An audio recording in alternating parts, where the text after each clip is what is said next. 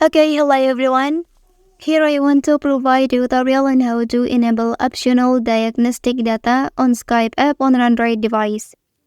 Well, by enabling optional diagnostic data, you can contribute to improving the overall performance and stability of the Skype app. The data collected help Microsoft identify and fix bugs, optimize features, and enhance the user experience for everyone. So, let's go with the tutorial. Okay, firstly you have to go to the Skype app.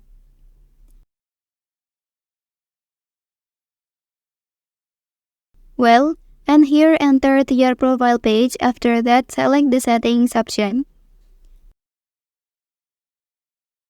Well, so next you can choose privacy menu and then scroll down and find out this option. So, activate it like this. Well, that's the tutorial on how to enable optional diagnostic data on Skype app on Android device. If you are helped by this video, don't forget to like and subscribe to get other information from this channel. Thank you.